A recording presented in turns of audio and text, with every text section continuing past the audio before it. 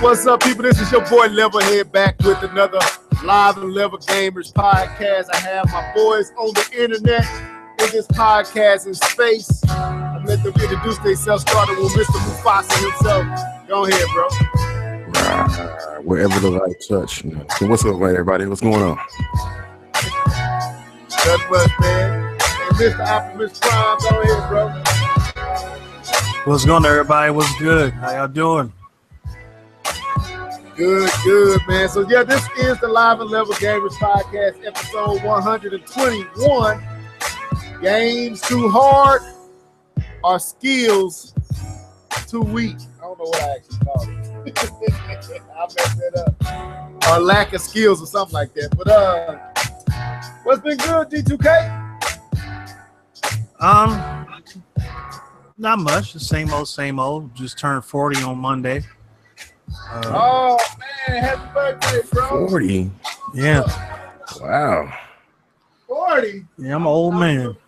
I'm 2 years from you, bro. I'm 2 years from you. Okay. I turn 39 next year. That's next year. How I feel, what did you do? Yeah. You didn't do anything? I couldn't hear you. You cut out there. What was it?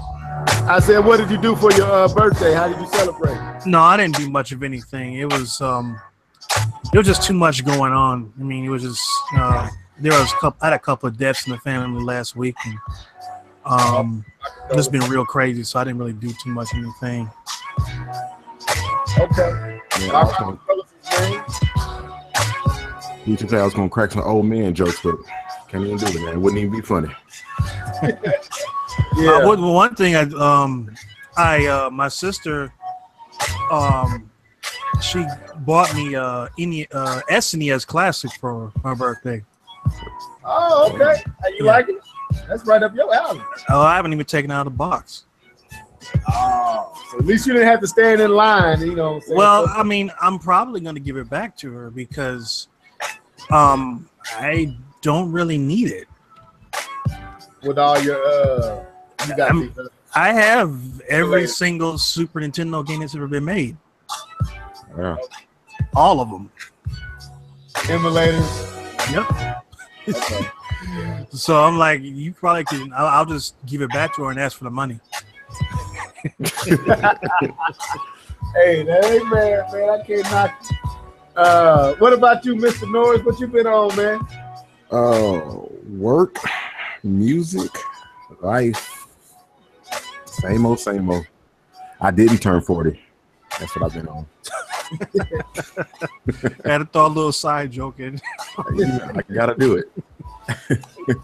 Oh man, same here, man. Life, fatherhood, husband, church, all kind of stuff, bro.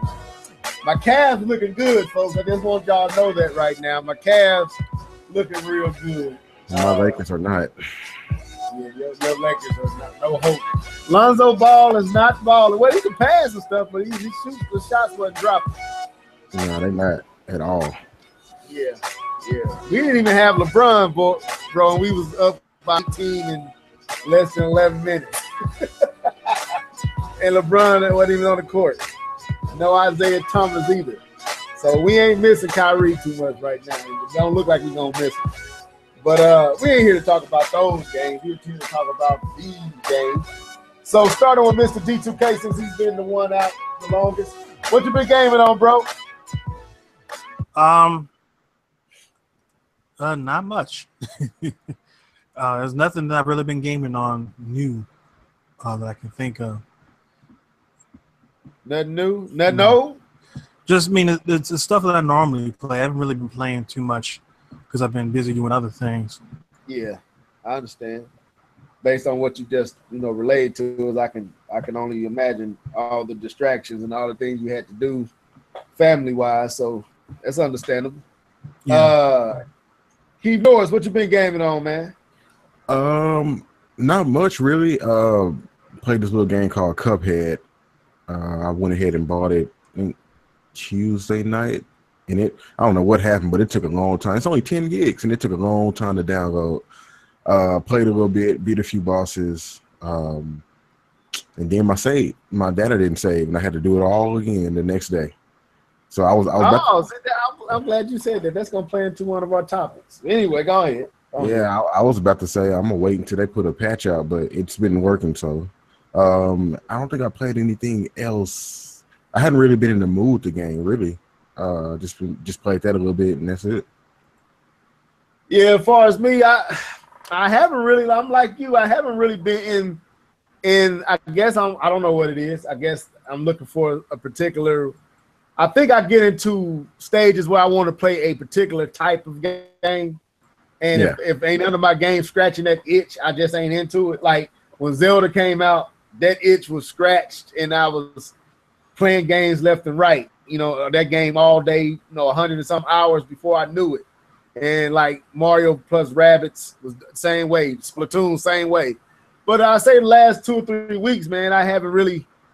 I don't know. I just ain't gaming the game anymore. I don't just put up a game, pick up a controller just to game. I got to have a reason for gaming, or this game has to really draw me in and appeal to me to keep me playing it. So because my time ain't as lucrative and free as it used to be. So if the video game is going to get my time, it got to be something that's really worth my time. And I'm noticing that about my gaming nowadays. Like, I guess it's getting older, not having as much free time and idle time as I used to.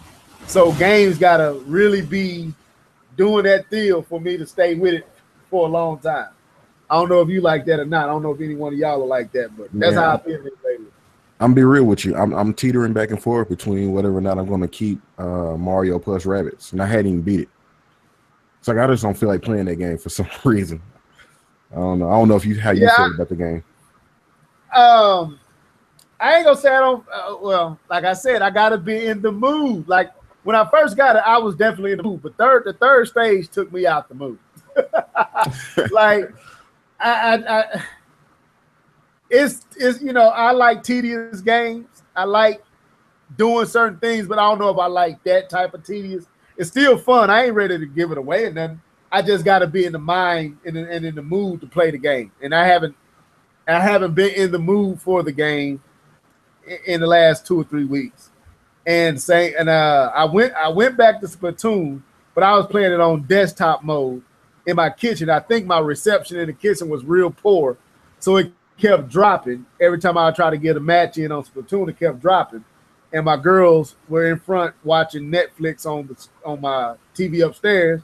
And like I said, I can't really get down to my man cave because I be watching them most of the time. So no,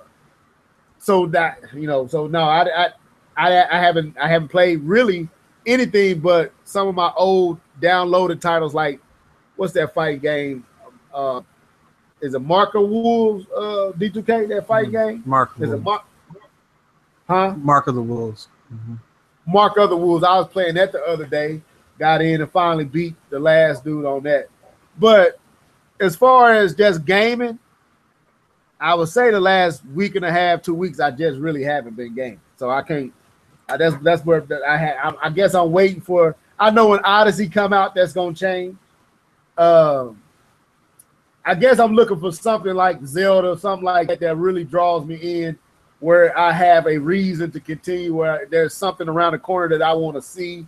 There's some plot that I'm trying to disclose or open up. Whereas Mario plus Rabbids, the storyline ain't that compelling. You know what I'm saying? So it ain't a must-see situation. It's a fun game, but like I said, it's one of those type of games that I got to be in the mood to play. And at the time that I was playing it, I was really in the mood. And then when I put it down, like you said, Keith, I haven't been in the mood to go back to it just yet. But I'm gonna it'll come back around, and I want to get back on it and beat it. I just ain't hit that. I haven't hit that place yet with it. So I guess that makes sense because I definitely was like, man, I'm about to get rid of this game. But I do want to make 2 suggestions to you, and I'm on the Nintendo eShop page or whatever on the website. It's a game called Pankapu. Panka Pankapu. I bought it on Steam. It's a pretty decent game. It's $11.99, and also Steam World Dig 2. I know the first one is lit, but I haven't bought the second one yet. But see, I almost bought. Now, how much is Steam World Dig? How much is that? It's $20. Yeah, I almost bought that one, and there was another game in there that I didn't even know that was in there. I think it was Art of Fighting was in there. See, I'm into them Neo Geo titles, man. I almost bought it, but because I got that Odyssey coming and the NBA 2K18, which you got to tell your story on your situation with that. But that's coming next week, and I just found out, and I ain't gonna spoil it. I'll let you tell it. So what's going on with your experience with 2K18, Keith? All right. I only think D2K. I don't even know if you read it, but okay. So NBA 2K18 on the Switch, as far as like the gameplay and all the content, it's there, but the my player portion of it is very poor. And then I come to find out that level you said that it's pretty much poor on all consoles. All fronts. It's bad on all consoles. Yeah, it really is. So I called Nintendo, and well, actually I chatted Nintendo first, and they was like, "You need to call us, and so we can hear you," and blah blah blah. And I called them, and I was like, "Hey, is there any way I can request for a refund? Because the game is just not up to satisfactory standards and yada yada yada." And he went through this whole thing, and he was like, "Since you haven't actually requested a refund in the past and all this other stuff, we're going to grant you this one time." So they're going to give me money back in eShop and not actually give me my money back. They could give you eShop currency. Yeah, I could have actually got money back, but I was like, just keep it over there because, since I've already spent the money. Right. So yeah, I got a refund on NBA 2K18. If I'm going to play a subpar My Story, I'm going to play it on PC at half the price, and that's my story, and I'm sticking to it. You got anything you want to add to that, D2K? No. I mean, like I said, it didn't look too good, universally. So that's what I was going to say. It's okay to have lay an egg here and there, once in a while. It's not like they have any competition from anybody live, You're right. I actually got it on the PlayStation 4. Go ahead, finish what you were saying. No, I'll just say something was in my throat. That's why I coughed. Oh, okay. But I was going to say, I got it on the PlayStation 4. So when I saw that Keith, when he sent the message to us, like, man, I'm be honest, guys, I'm getting rid of this NBA 18 on the Switch.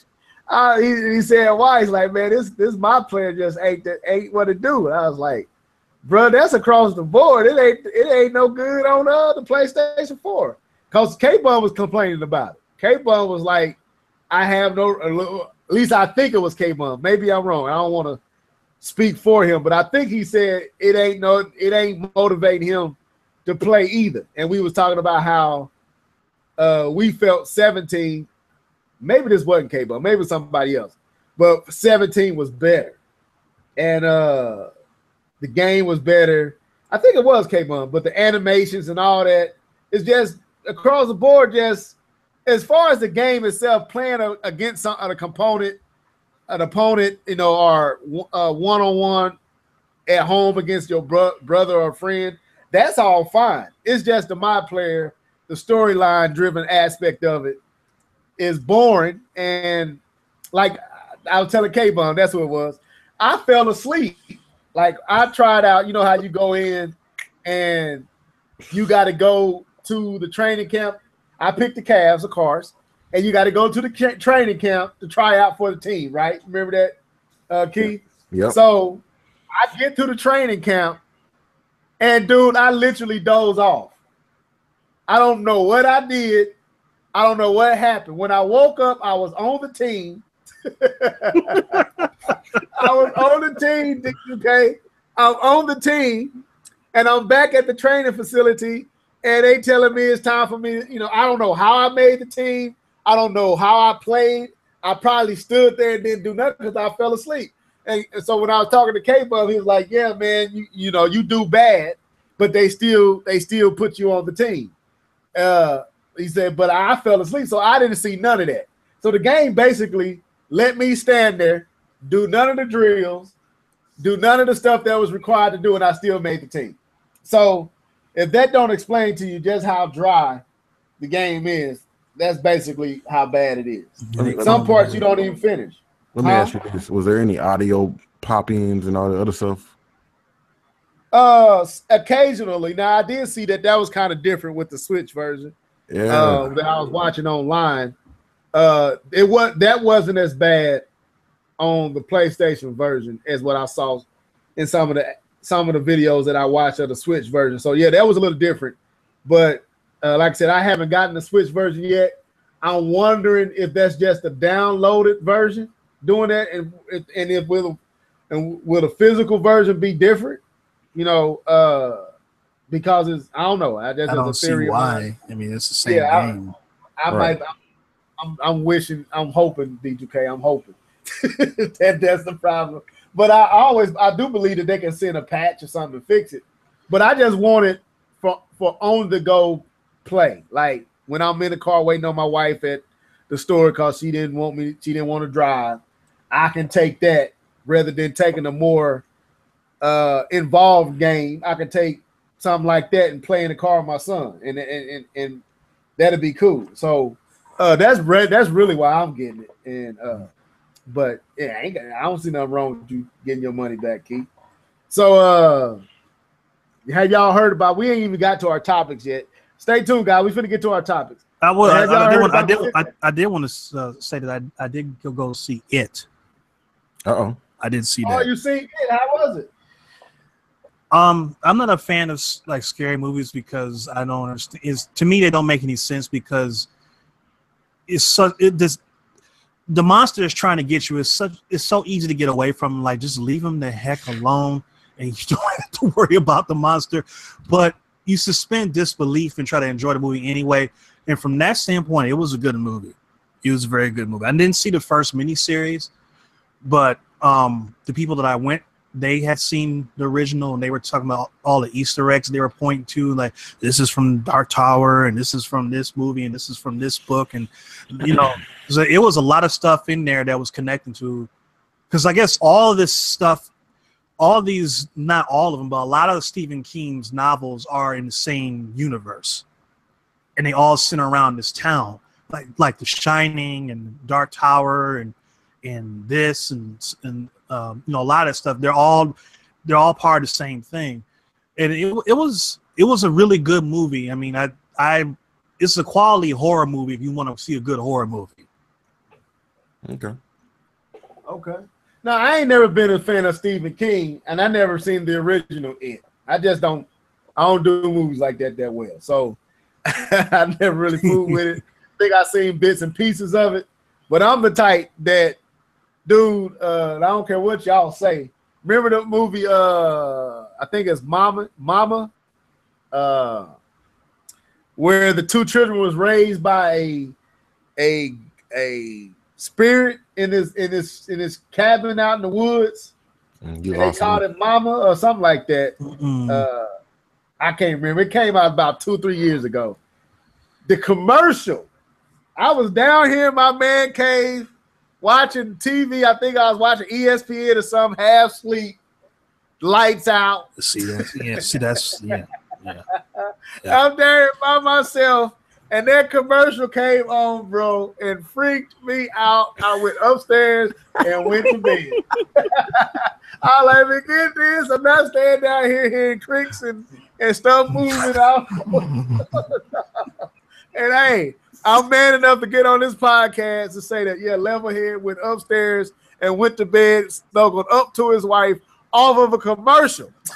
So I can't even do the real thing. You know what I'm saying? Wow. Movies like Exorcist and all that. Nah, bro, can't do that. Can't Oh, do I it. laughed at that. I was laughing so hard at the newer version.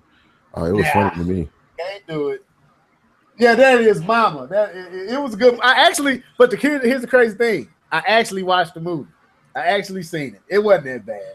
But the commercial. So something else was already creeping you out, and you were just paranoid, and that just put you over the Dude, edge. I woke up on it, and the little girl was.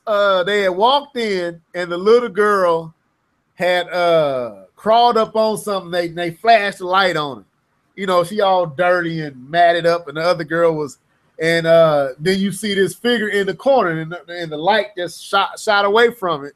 And then you kind of seen it again. I'm getting goosebumps talking about it. Then you saw it again at the end of the commercial where it was kind of, you saw it entering into the scene and swelling up, and they kind of shut off, and the little girl said, "Mama."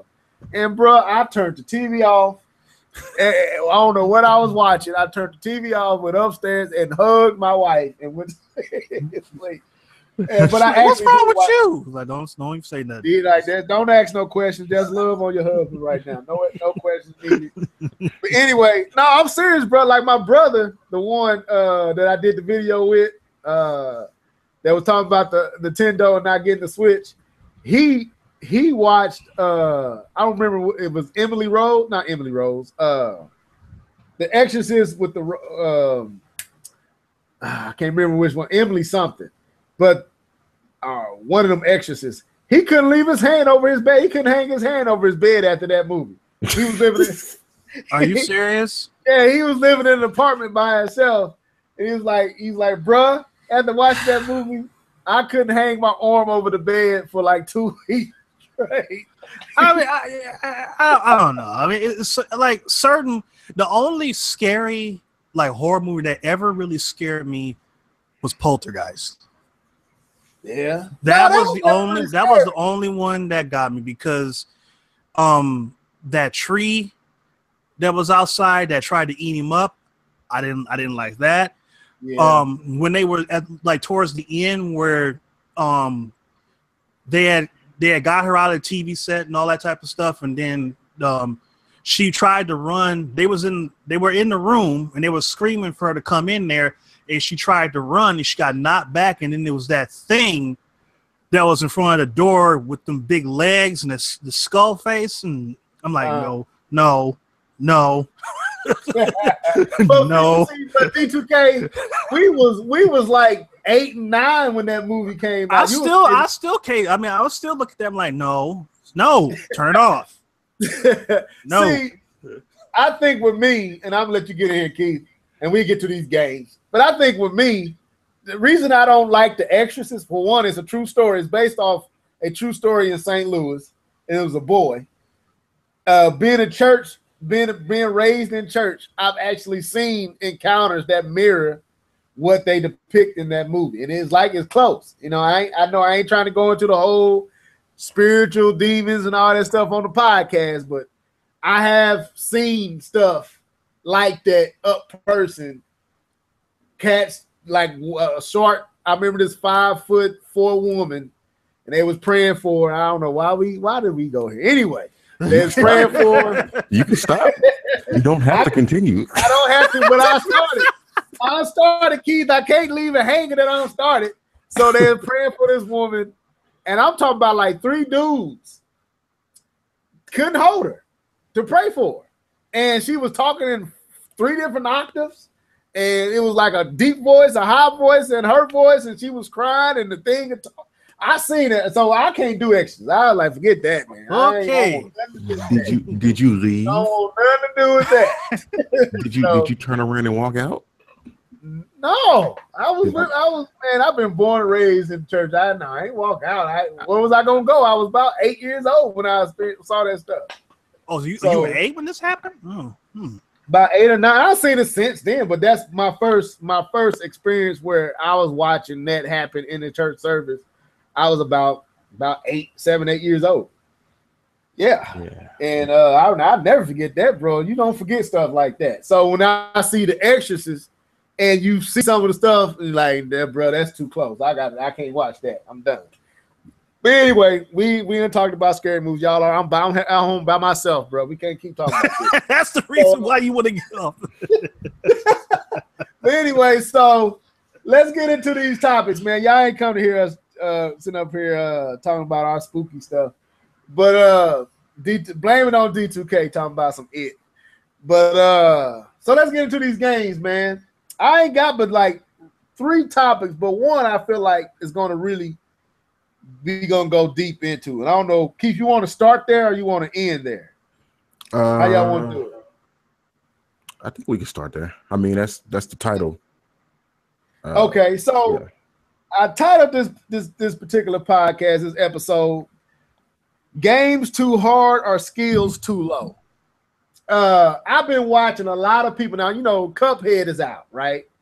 CupHead is exclusive to the Xbox platform and Steam. So if you ain't got if you don't have an Xbox and if you ain't got a PC, you ain't playing CupHead. And so I was watching a whole bunch of people play CupHead for the last about 3-4 days. I've been watching cats play CupHead. I watched BG play it. I watched a few other people play it. I don't know why BG come to mind. And I do, because he was making me mad on one of the stages he was playing. And I was looking at the screen like, dude, if you don't stop. Anyway, so I'm watching all these people. So I started hearing all the commotion about it's too hard. So I was also listening to one of my favorite podcasts, Gamer Tag Radio, and they happened to talk about the fact that this thing went real, like people are upset with the creators of CupHead because of how difficult the game is. And everything that I've seen from the game, not playing it from afar, looked like stuff we got our feet wet with. This was what we were introduced to game. We got our pedigree as gamers from these type of games, like especially me. I know, Keith, you in your 30s, right, Keith? Yeah. So all of us, D2K know well even better than me because he's a little older. CupHead was all we had. This type of game. Shots. I ain't taking no shots. He only a year and a half older than me, Keith. Come on now. I'm about 40 myself. But what I'm saying is me and D2K would know, and you, Keith, that's what was on the NES in abundance, was these type of hard games. That's where you got your pedigree from, was these type of games. So I was looking at it like, so BG is playing this one stage where you have to climb up, you running through this log, and this woodpecker is pecking through the log, and you got a time when the woodpecker is going to peck through, and there's little obstacles to jump over, and there's stuff coming at you, and you got to climb up to the top, and then when you get out of this log, there's like a whole bunch of floating leaves, and it's like bees or flies floating the leaves up, and there's fireballs hitting these bugs that's holding these leaves, so it makes the leaves disappear. And the first thing that popped in my mind was Mega Man 2, when I think you're on the last stage, and you got to climb up, and this dragon comes out of nowhere, and you got to jump on these platforms that starts to disappear as you're fighting this dragon. I don't know if y'all remember that.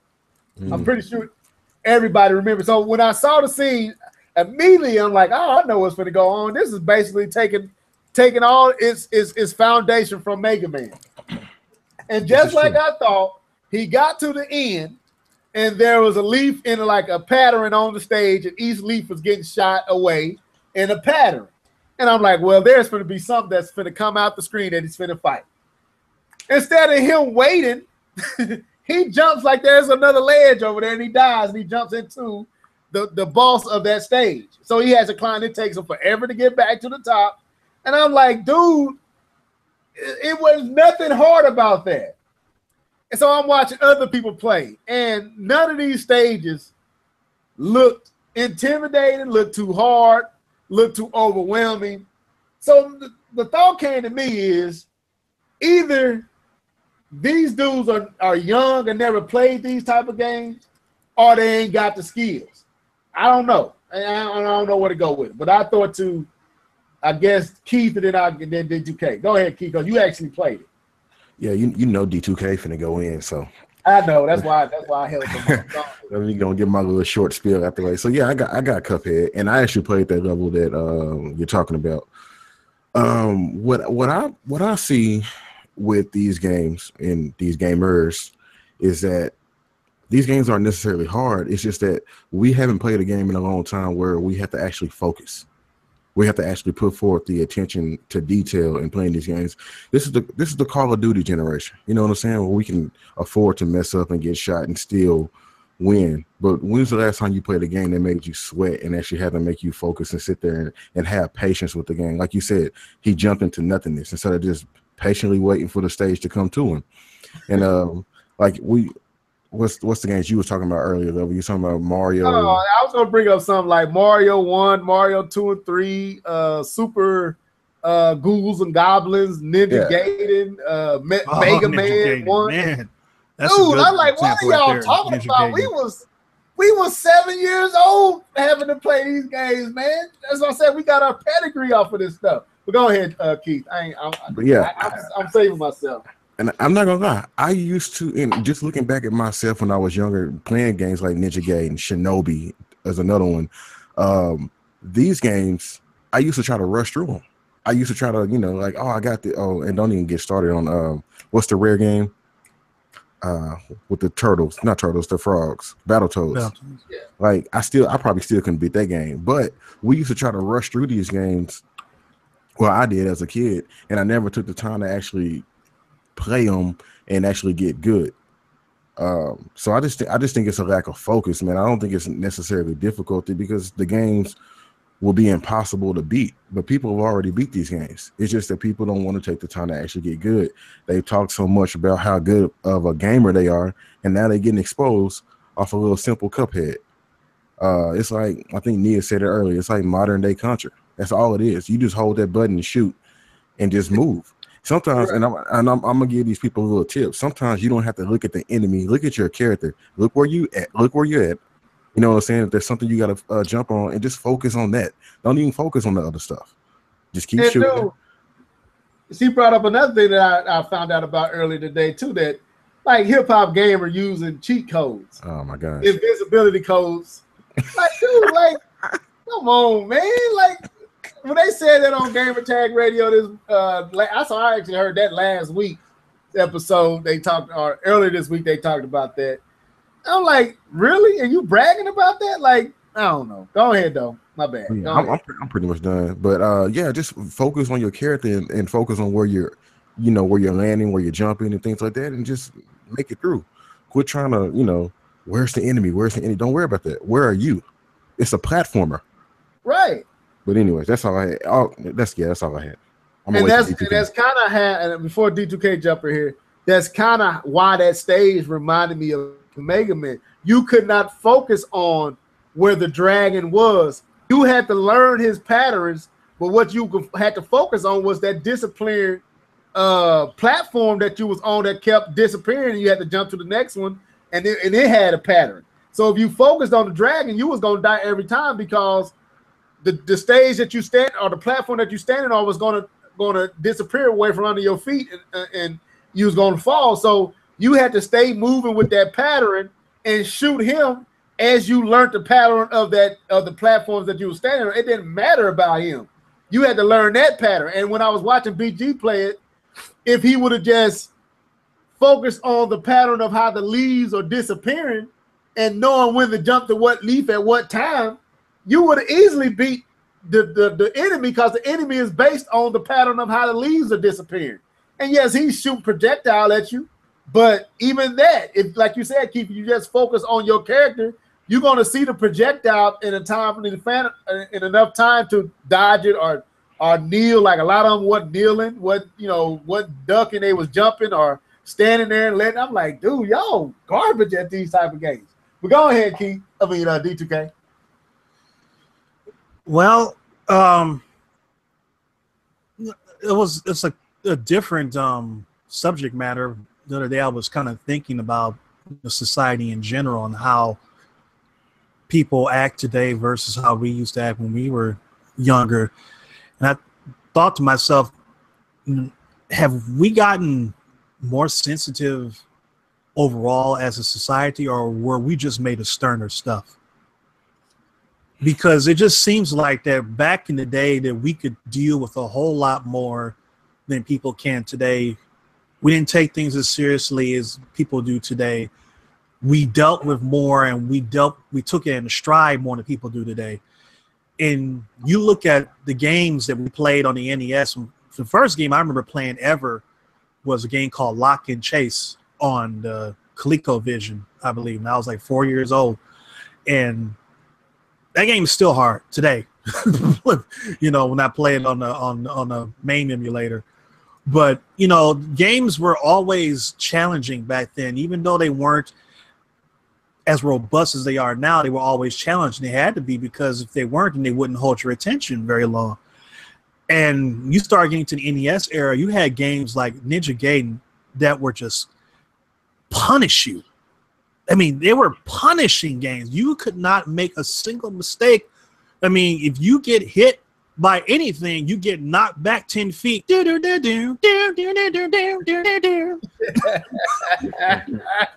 that's all. And you play the next go. Traumatized, man. Just go to bed. Twitch. You know, and it's just over and over. We just kept coming back for more. We didn't give up. We didn't stop. We kept coming back for more. And I remember, this wasn't even that long ago, Super Mario Galaxy, the first one. It has some stages. One of the later boards is, there's a board where you have to collect 100 purple coins, but every platform on the stage is temporary. It's either one of those green platforms where you touch it once and it disappears, or it's one of those yellow platforms where you touch it and it starts to spin. And you basically have to plan your path to collect all these coins, because you can't go back, because once you touch something, that area is gone. And you have to do this in 60 seconds. And that's the reason why I'll never touch that game again. I said, I flipped this game, I build it 100%. I'm never touching this again. Goodbye. And this is only like, what, 10 years ago? So I don't know what's going on with people nowadays. I mean, this game, I haven't played CupHead yet. I'm not really that interested in it. I mean, I think it's a great achievement in terms of how they did the game, of being able to actually make a video game out of hand-drawn animation. I mean, it's brilliant. The game is a little bit too weird for me. It just kind of feels wrong. But I don't see why people are complaining. In this day and age, people would rather complain about something being wrong rather than just try to see, maybe I could fix this myself. Maybe there is a solution to this problem that I can find on my own.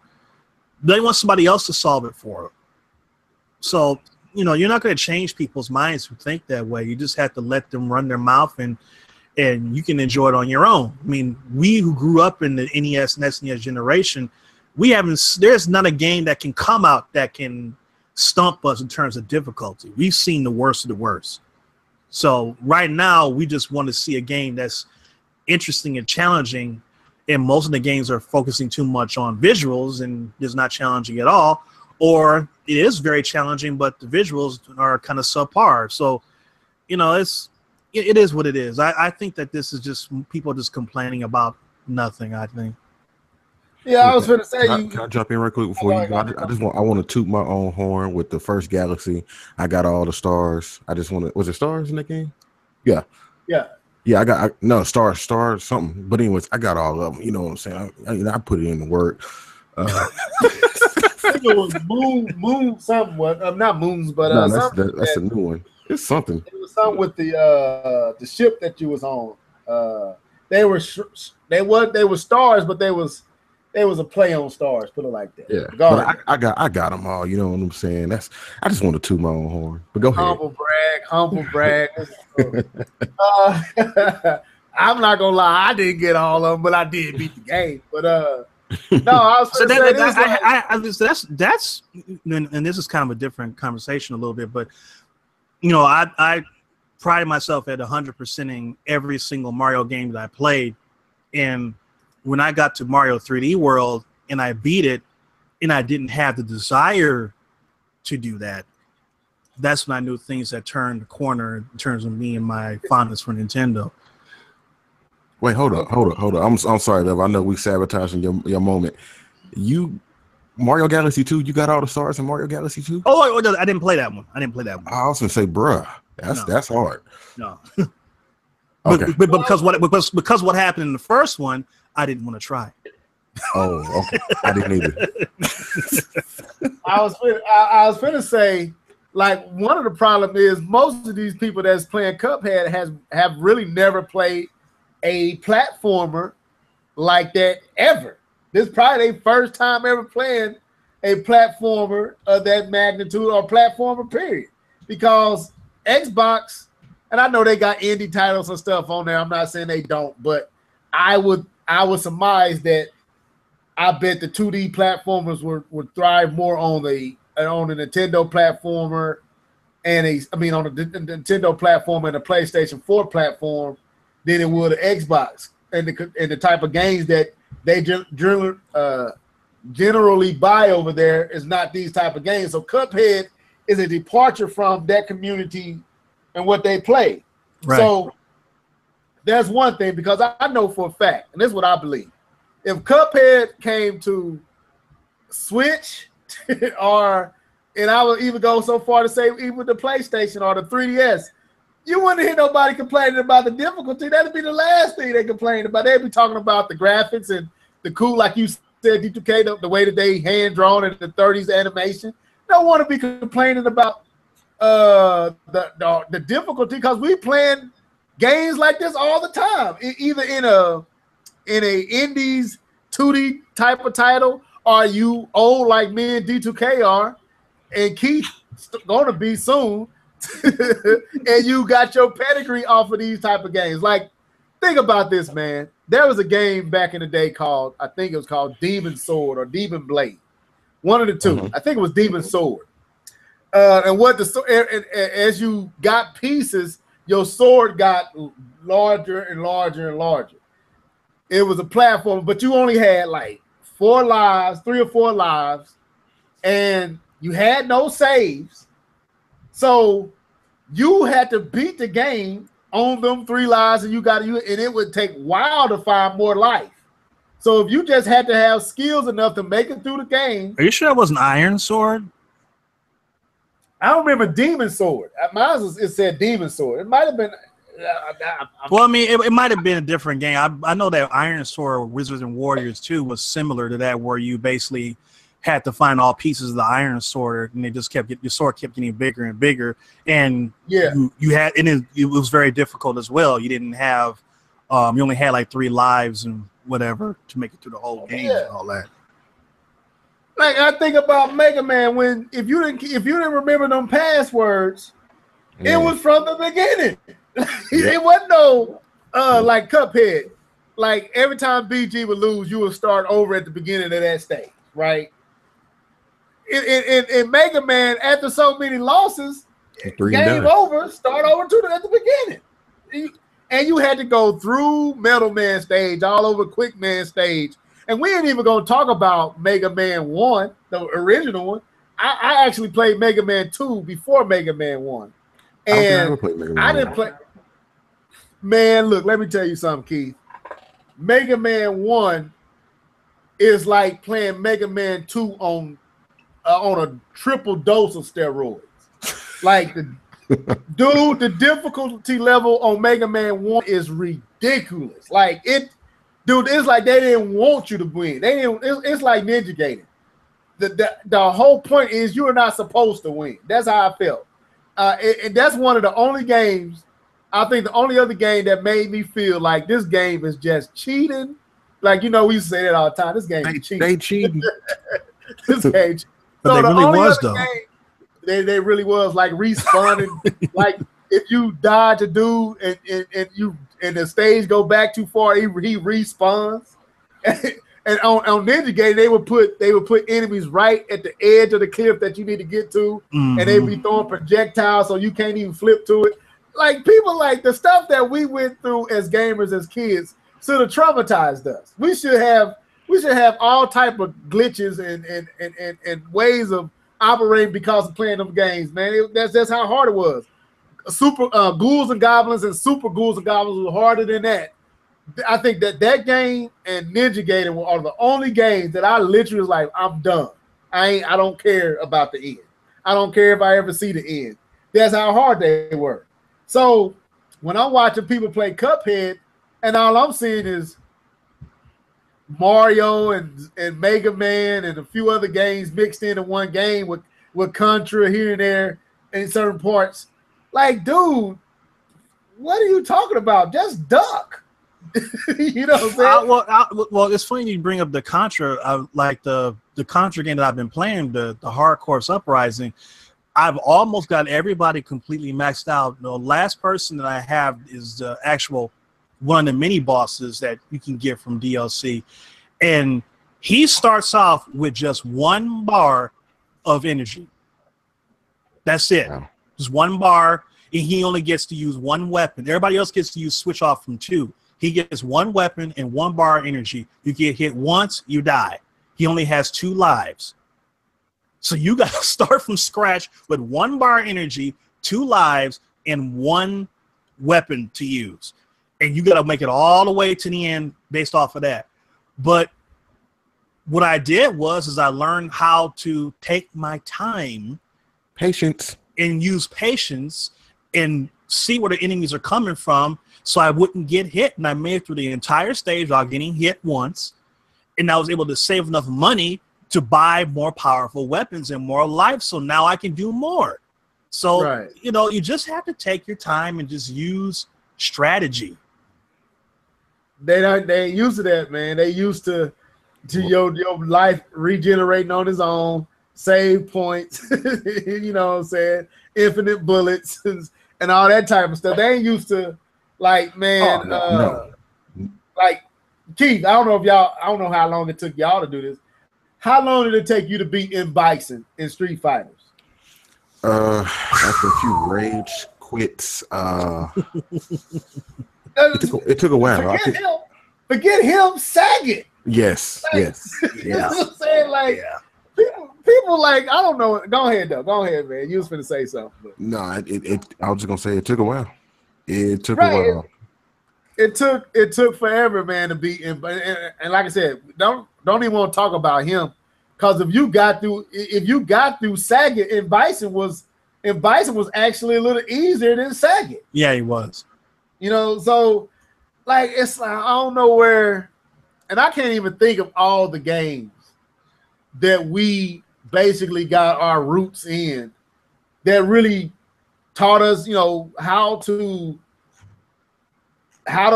think fast, respond quick. You know, it's like I went back and watched Mario. I went back and I think it was the eighth world, where there's this particular platform it's like a little stem, and you got to time your jump just right, because first of all, the platform, you know, you can run it if there's little gaps in the platform. If you do your speed run, you can run straight across it.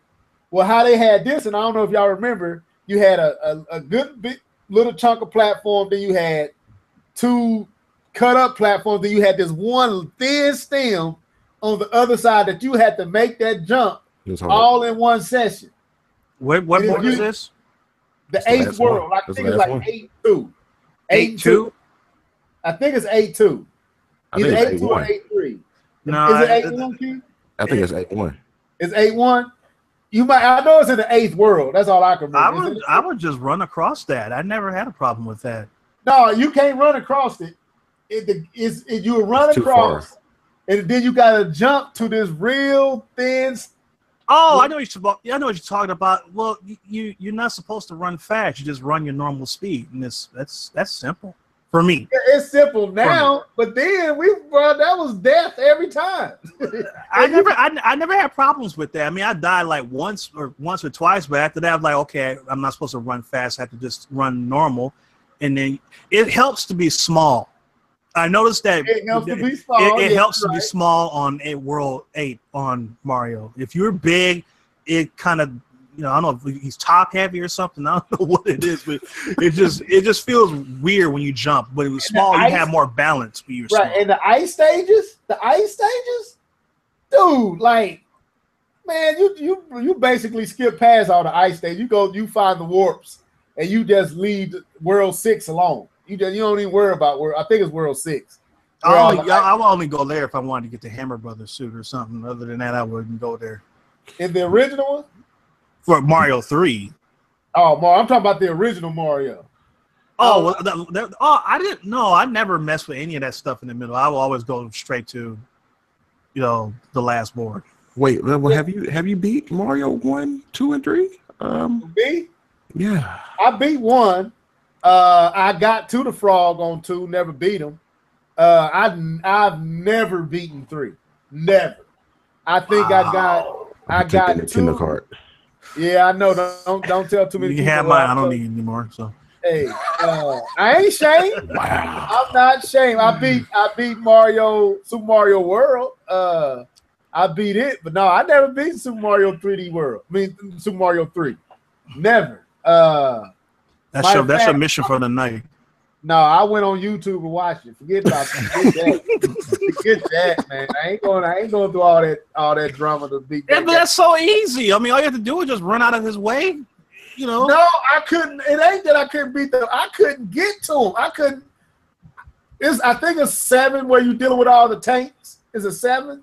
The 8 is the tanks. Yeah. I couldn't get past I couldn't get past the first. The first board is the first tank board is easy. The second one you can swim underneath most of it. Did you know that? Bro. No, I didn't. I'm telling you, talking about a 10-year-old, a 9-10-year-old at that time. Well, I was same age and I knew it then. Nah, man. You better than me. Hey, bro, and then if you kept one of those wings, those P wings, you can use that to fly through that one board, that one tank board where it's all aerial and it's going real fast. Yeah. I just fly over that. I don't try to jump. But dude, think about all the secret doors and mazes that you could get that's literally lost in a loop if you didn't know which door to go to. And I didn't have no book to guide me through. I'm playing straight off luck. I remember I got to the one stage where you get the frog suit. And I could not figure out, once I got the frog suit, what door to go through. And I just stayed stuck in that stage for like hours. So I quit.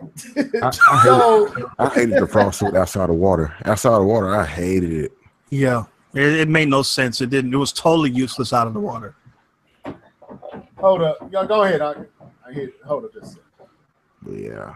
Yeah, the frog suit just didn't. I mean, you couldn't. I mean, I don't know. I guess the hopping, you could jump a lot higher with the frog suit, but you just couldn't control where you were going when you would jump. It would jump.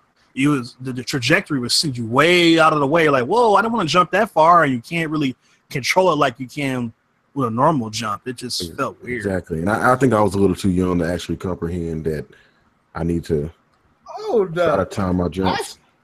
Wait a minute, I gotta ask a question. Active Sin, you said I should be ashamed because I didn't beat Mario 3. I ain't ashamed. I'm sorry. I ain't ashamed at all. That game was hard, man. I was about 8 years old, man. I ain't know. And once Super NES came out, I was done with that game anyway.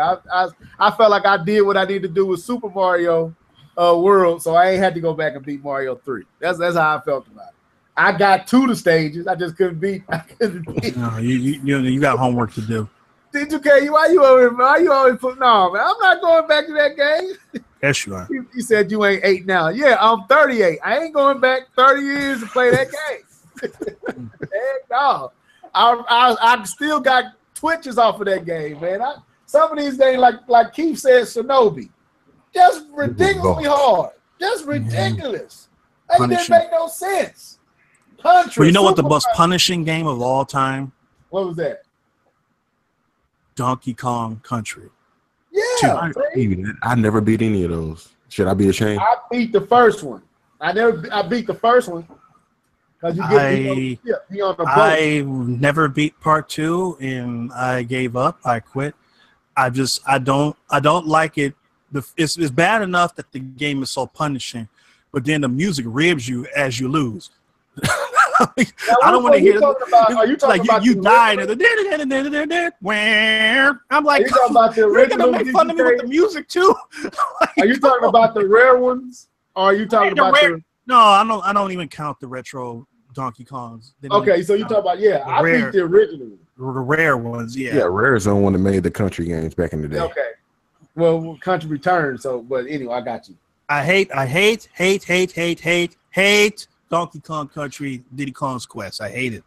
I never liked any of those games. They just felt weird to me. So I never invested. Oh man, I mean, they look gorgeous, and the music was fantastic, and the design was fantastic. I mean, the fact that you had those rendered sprites on the 16-bit console, that and Killer Instinct, but it's just I don't like a game that punishes you that much. It just took glee in punishing you. There were sadistic people that designed these levels. That's what we was, but most of the games, I ain't gonna say, but about 50 to 60% of the games that we played back then did take joy. No, this one did. This one, there was some sadistic, there was some guy twirling his mustache to design this. That's Smiley Whiplash type guy was designing this game because it was hard. It was evil. Especially the water stages, especially the stage you had to swim in. There was some hard, But I actually beat the first one. I beat old Croc or whatever his name is, the alligator. I beat him, but I don't think I played. I played 2, but I didn't get into the 3 and all the ones after that. And so never played those. What else? What was I finna bring up? Like, did y'all ever beat Kung Fu? No. You know what? I mean, I didn't really play that game that much. I mean, I played that game because I was just curious. I just played it maybe like a year or so ago, and I didn't really desire to try to beat it. I mean, I probably could if I wanted to, but I just didn't really care to beat it. See, that's enough for me. I never beat Kung Fu. I think I got to the 3rd stage. I just beat. For the first time, I just beat Pro Wrestling on the NES, and I didn't even know there was an ending to that. But apparently, it was. Beat Pro Wrestling. I actually beat that, but it took forever. I had with the claw guy, whoever. I had no idea. I had no idea that there was an end boss and everything. I'm like, wow, I didn't know, because I was looking at something else on YouTube and they were talking about it. I'm like, really? I thought the thing just because. Once you win a title one time, it starts over again. You fight the same people over. I think, I just felt like, it's just going to keep going over and over and over. But actually, you go through everybody else again, and then at the second time, you fight the actual boss, which is the Great Puma or something like that, or and he's kind of like the. I guess Tecmo Wrestling kind of stole from them because it's kind of like the same idea where he has everybody's finisher. Yeah. Yeah. Yeah, I beat it with the claw. Whoever that claw guy the Giant Panther. I beat it with him, and like everybody on there was a ripoff of some, like Giant Panther is supposed to be Hulk Hogan, King Slender is supposed to be Ric Flair, who was Star? Starman. It's probably some luchador wrestler I can't think of right now. Tony Inoki was the Japanese guy.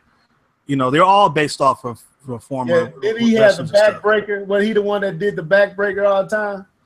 One of them had his special move was the backbreaker, and one was I think a finger four or something like that. Oh no, you're thinking of Tecmo Wrestling. No, some guy in pro wrestling special move was the backbreaker. He would do a backbreaker on you. You had the claw, then you had the dude. He had no shirt on. He looked like he had black shorts, no shirt, and he would do the backbreaker on you all the time. I can't remember. The Japanese guy? Probably was either the Japanese guy had like the Japanese guy had like the back brain kick, like the ghetto blast. Yeah, no, not him. One of them guys did the backbreaker. The Japanese guy had the brain kick. The Starman jumped off the rope or something like that. But like you said, you go through it once, you win the championship, then you got to defend your championship all the way back up. And I thought, like you said, I thought I had beat the game when I won the championship. So I just kept playing. And once I went through every guy again, which was hard to do, you end up fighting this other guy that, like you said, had all the different moves and everything like that. I think I beat him. I'm not for sure if I actually beat him, but I remember getting to him. So, but yeah, man. Yeah. People need to stop crying about these games. These games ain't hard. These games ain't hard. Not like if these games, if Cuphead is hard. No, they are hard, but you can beat them. They are hard. They need to be hard because that gives you a challenge. It gives you the opportunity to get to grow, to expand outside of yourself. You don't think, I mean, if games are easy all the time, what's the point of playing them? I mean, it's good to have a game where you can just relax and just kind of, decompress and just kind of be on autopilot, but every game doesn't need to be like that. Sometimes games need to be challenging. With platformers, if a platformer is not challenging, if it doesn't bring something out of you to think and use your mind to exercise your brain, it's pointless to me. Yeah. A shooter, I can do that in autopilot. I mean, there's some strategy depending on what type of shooter it is. Like if it's like a Rainbow Six type game where you got to have teamwork or Overwatch or something like that, then you have to think a little bit. But if it's like Halo or Call of Duty, you can pretty much be playing on autopilot. You don't even have to think that much. But you want to have those games where you do have to think, because you want to keep your brain sharp. I think that's the problem. I think they take that mentality from Call of Duty and try to apply it to everything, and it don't work. You can't. It does not apply. I think and shouts out to is it Rowdy Roughcomb? Mm-hmm. She said King Slender was his name. Yeah, King Slender was the guy that looked like Ric Flair. He had the blonde hair. Him and Giant Panther. Giant Panther had the yellow hair and the tan. Yeah, yellow hair. He do King Slender had the backbreaker and the power slam or something, I think. Yeah, the backbreaker. Yeah. But anyway, like we got difficult. To me, a difficult game that has been difficult all through its creation is like the Ninja Gaidens on the Xbox, the original Ninja Gaiden. That game was hard. Oh yeah. Ninja Gaiden 2 was hard. like, dude, and so forgive me if when cats act like Cuphead is difficult. I'm like, no, don't spend a day playing Ninja Gaiden on the Xbox if you want to know what we dealt with as 8-9-year-olds on the NES. Go play the original reboot of Ninja Gaiden on the Xbox and swear and leave without destroying your Xbox 360 in the process. Like that's a game that would have you pulling your hair out. I haven't played none of the Dark Souls. Is that what it's called? Mm-hmm. I haven't played any of these, but I heard they're hard.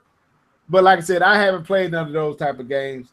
The Bloodborns, I wanted to play Bloodborne, but I never played it either. I don't know how that plays either. But anyway, so but y'all want to move on to the next topic? Bionic Commando. Don't do that. That was Bionic Commando was hard. That was a hard game. That was Rhaegar. Is it Rhaegar or Rhaegar? Rhaegar. That was hard. What's another? I never played that, but I've heard of it. Man, Rhaegar was hard. They tried to reboot it. Castlevania. Yeah. I can see that. Well, I mean, I never played the original ones. I played the part 3, Castlevania 3 and 4, and a couple of the bad ones on the N64, but I never played the original. No, I played the original. The first one. What's another one? Kid Icarus. Was hard. I never played any of the originals. The original the original Metroid was hard. Like I don't know what these people. The original, well, I mean the best-selling third-party game on the NES, the original Teenage Mutant Ninja Turtles. Oh my gosh. Yeah, that's what I was finna say. I'm glad you brought that up. Turtles you was know how hard. many quarters we spent at the arcade trying to beat the original Ninja Turtles?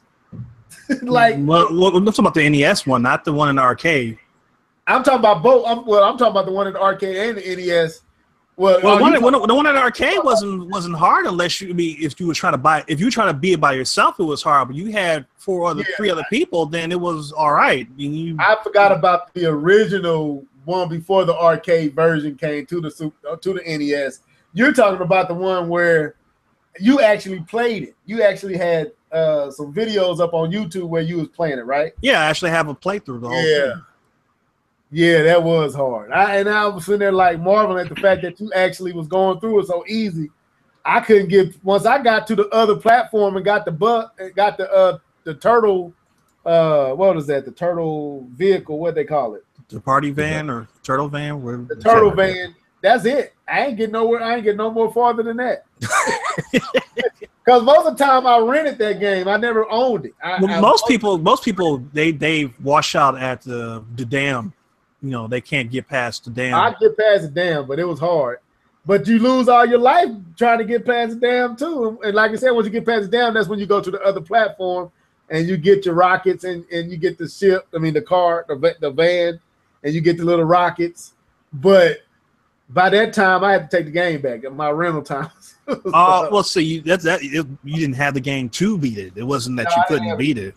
You just didn't have a chance to beat it. Okay. No, I ain't have a chance to beat it. Most of and then when I finally bought Double Dragon Revenge, because that was a hard game too. Once you got to the later stages, and then the platforming on there was hard because truly it really wasn't a platformer. So you having to do a knee kick to jump to the different and roundhouses to get to the different platforms. That was as hard, and then you had disappearing obstacles under you, disappearing and dropping you out of nowhere, and no rhyme or reason to it. I don't know if you ever played Double Dragon Revenge. I'm pretty sure you have. No, I haven't. Oh, you missing out. That's a good game. I know. Here's a hard game that it shouldn't have been hard, but it was because they were kind of putting the screws to you. Jordan versus Bird. Knock it off. The dunk contest. You would do the sickest looking kiss the rim dunk from the 3-point line, and they'll give you like 25 points for it. The computer will do the same dunk real close, and they'll give them like 47, 48. I think all them basketball games was hard back in the day. It was cheating, man. That was just cheating. Like Ox in the box. Ox in the box brings up one that I thought was hard too back in the day. It was Batman. Oh yeah. But the first Batman, yeah, that's a good one. I might do a walkthrough of that one too. I've been thinking about it because once I get to the last level is the hardest one. Everything else is hard, but it's doable.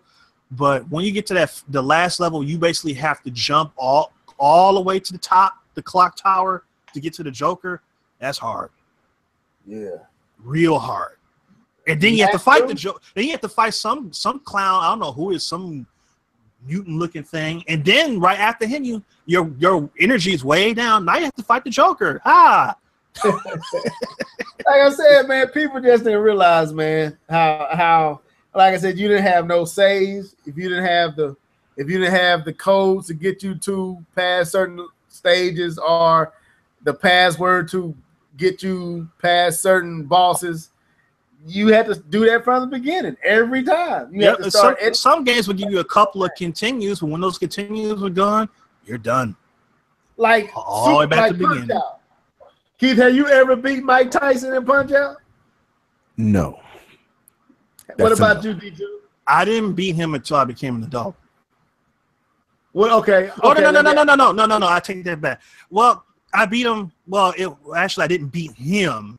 See, my nephew had Punch-Out. He didn't have Mike Tyson's Punch-Out, which the Punch-Out had the white guy looked like Jean-Claude Van Damme in place of Mike Tyson. That's after when they lost him, right? This is after Tyson got knocked out and all that type of stuff. So they just redid Punch-Out with him. I beat him, but he fights the same way. I thought they'd lost the rights to Mike Tyson's image. That's what I heard. Well, no, actually, no, I heard that wrong. he only got paid like $30,000 or $50,000 for that. Remember, he got caught up with some legal stuff, and they dropped him. Oh, they dropped him. Okay. So let me ask this then. How far did you make it in the original Punch Out or Mike Tyson Punch Out before you would lose? Who would you make it to? No, I would. Go ahead. I was gonna say I actually didn't play the original one until later, and I don't even remember. I think I played the Super Punch Out before I played that one. Or did you ever beat Super Punch Out? No. I beat Super Punch Out, bro. I haven't beaten that one either. Oh, you didn't beat the twins? No, I can't. The guy I have problem with that. What's the bear hugger? The big fat dude. Bear hugger, yeah. Because I can't time the punches right. I don't know what I'm supposed to do. You know, he's hard. No, man, the Super Punch Out. It took who I had a problem with Super Punch Out was the old, I think, Japanese dude with the cane. I had a problem with him, and actually, the twin brother before the last brother was harder than the last brother. The last brother was more disciplined because the first brother is flashy. He liked to do flashy, showboaty stuff. So, and he was dirty. He fought dirty. Whereas the main boss, the last twin, he was more dignified, more proud. But he would do this thing where he would hit your arm and damage it to where you couldn't use it. But if you timed it right, if you beat the brother, you could beat him. It just he was stronger than the other brother, but he wasn't as flashy. It was like fighting Ken versus Ryu. Ryu flashy, unpredictable, harder to fight. I mean, Ken is harder to fight, but Ryu is more powerful and his punches will take you out quicker. That's how it was with them two. But yeah, I beat them, but on Punch Out, Sandman is as far as I can get. And if I beat Sandman, I definitely couldn't beat Super Macho Man. Never could beat him. I beat Sandman like 2 or 3 times. But never Super got Macho Man, that not the big spin punch, but he just goes around. That's easy to. I can.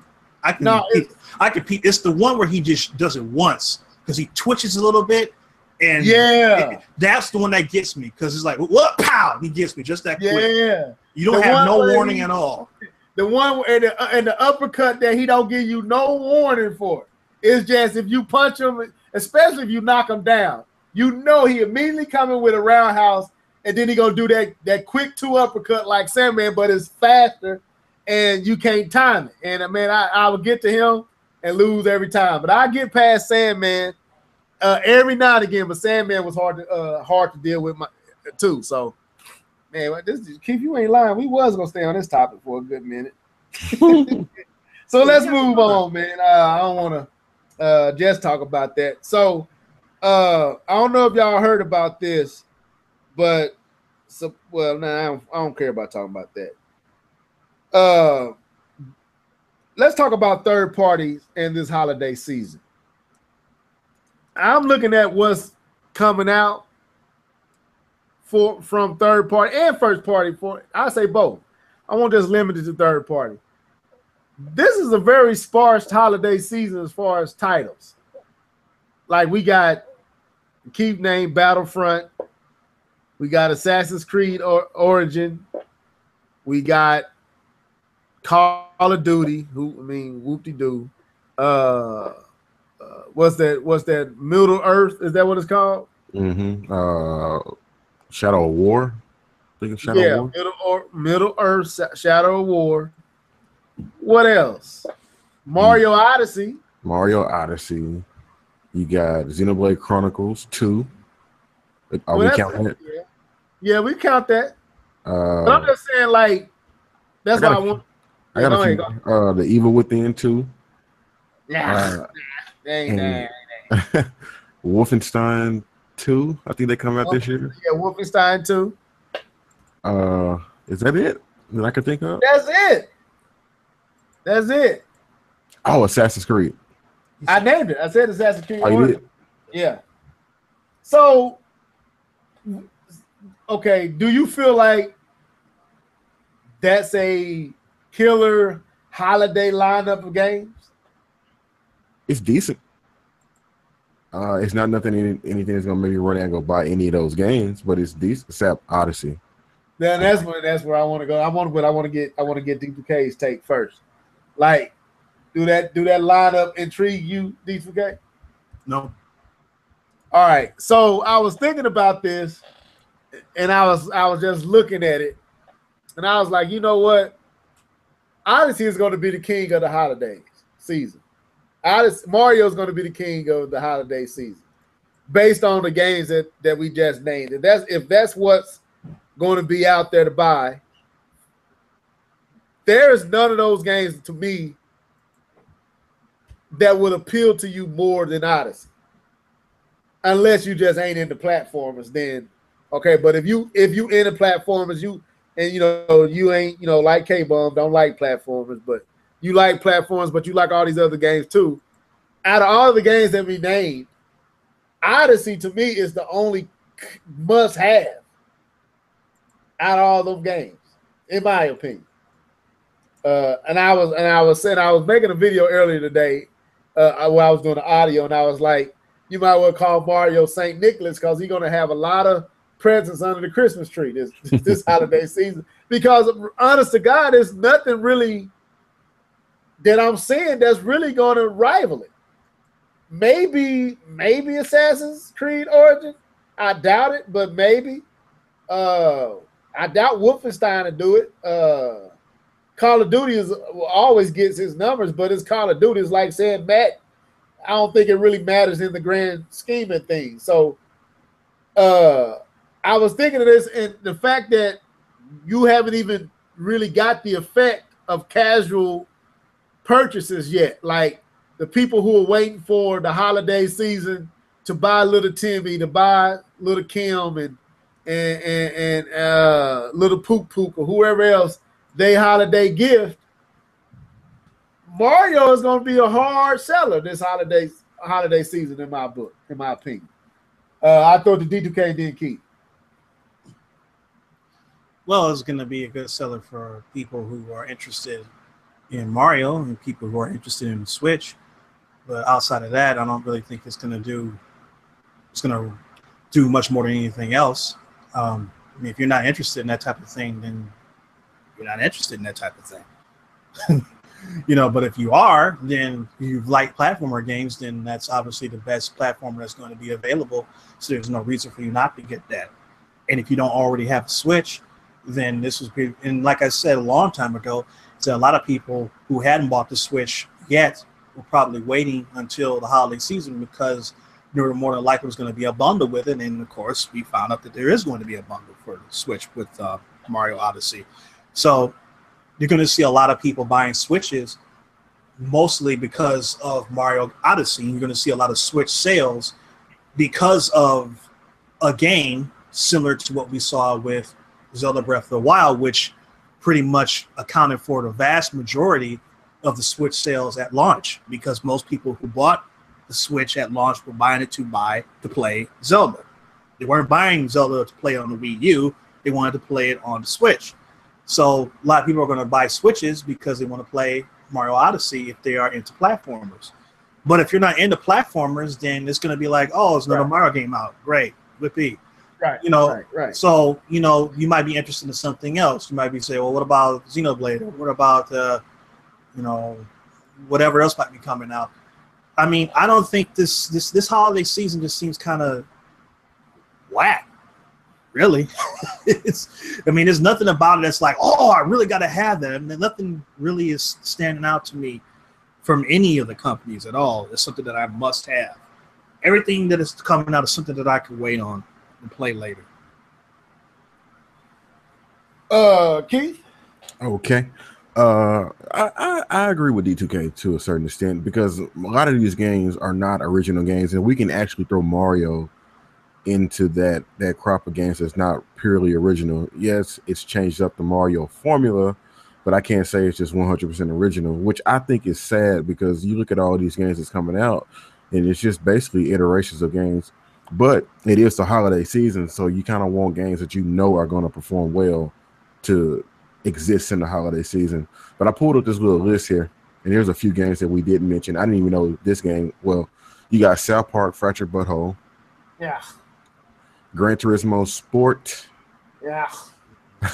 Fire Emblem Warriors, which is doing terrible in Japan right now. Really? That's on Switch, ain't it? Yep. That's interesting. Yeah, it's doing terrible in Japan. Well, never mind. Go ahead. I was gonna say it's either Japan or Europe. It's doing terrible somewhere. No, but Fire Emblem Warriors, I mean, it's not a true Fire Emblem game, so I can understand why. No, I thought it was doing okay in Japan. It might be Europe that you're talking about. Okay. I thought it was doing okay in Japan. Well, I had to look it up. Here's a game I didn't even know anything about. It's called Hidden Agenda, and it's made by the developer. It's a PlayStation 4 exclusive, and it's made by the developers of Until Dawn. So you can kind of. So it's a movie, basically. It's a movie. Let me see. Let me go to the next page. But dude, we ain't named nothing worth talking about yet. Sonic Forces. Dude, really? Need for Speed you might want to say Sonic Mania. What else? Need for Speed Payback, which actually be pretty good. That'd be good. Actually, that'd be real good. Pokemon Ultra Sun and Moon. Man, that's 3DS. No, next. Hello Neighbor. You look at that game. It's Hello actually, Goodbye. Let's go. It's actually pretty interesting though. What is that? What is it? It's basically where you try to break into your neighbor's house and try not to get caught. That's basically the essential of the game. Yeah. What else? It's coming on Xbox One, so you know that's Sonic. Anyways, Knights and Bikes. I don't even know what that is.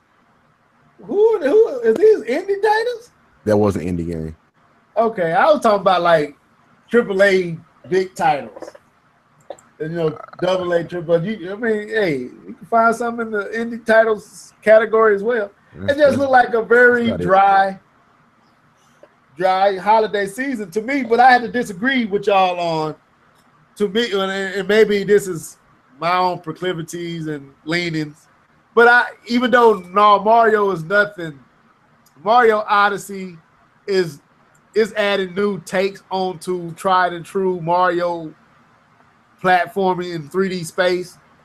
But it's Mario. It's Mario, man. It's the granddaddy-os of them all. And it's doing it so well, and it looks so good. And it's like, and I just got to thinking about it. It's like, man, they ain't even seen the holiday season.